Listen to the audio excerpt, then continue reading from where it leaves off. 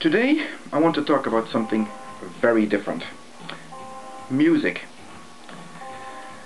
I don't know whether you've noticed, but and maybe it's my opinion, but I think music is going in the correct direction. I very well remember the 1980s, and they were a dire time for music, and the early 90s as well. I grew up in the 70s and in the late 70s with bands such as Led Zeppelin and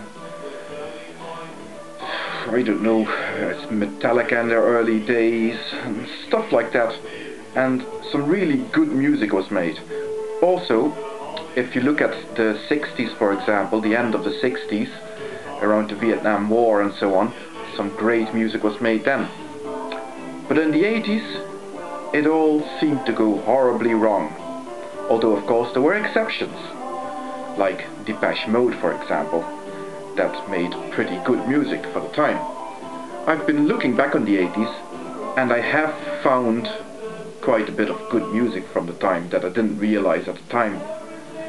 But still, it was also the time of stock Aitken and Waterman and prefabricated pop, chewing gum crap, and it all seemed to be going horribly wrong. And I remember very well from back then, when I was making tapes, that there was a big hullabaloo going on about home copying. I don't know whether you've lived in the 80s and you remember the slogan, home copying is killing music.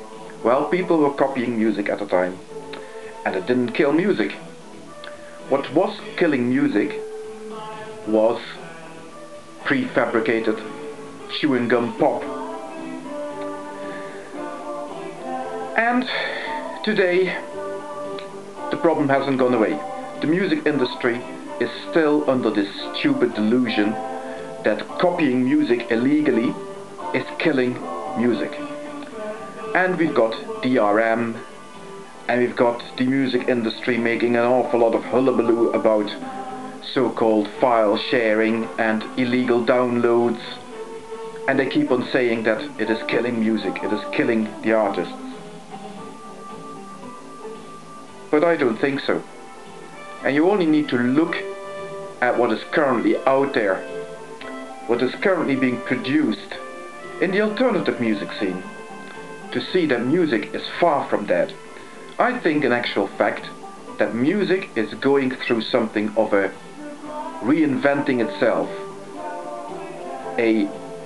This is a very, very good time to be a fan of music, of pop music.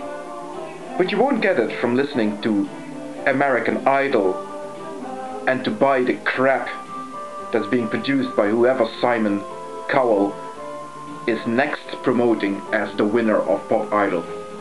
Forget that. Go and look at what's going on in the music scene. Go and look at what's going on in bands that can actually make music, that know what they're doing, that can play instruments and that write their own songs. And you will see that music is far from dead. And illegal downloads, are they harming those people? Far from it. The only people that will be harmed by illegal downloads are people who are not able to produce anything other than the pre-chewed crap that has been made for them by the likes of Simon Cowell, but who couldn't sing a note unless they're in the studio and they can have several attempts at it. So no, music is far from dead. The illegal downloads actually help us to sort the wheat from the chaff.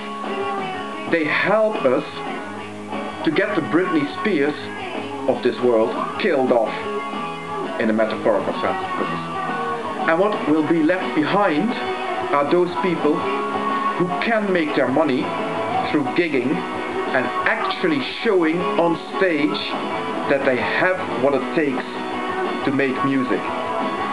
Good music, music that we can enjoy. The music of this day and age, the music of the noughties or the early 2000s, is great music.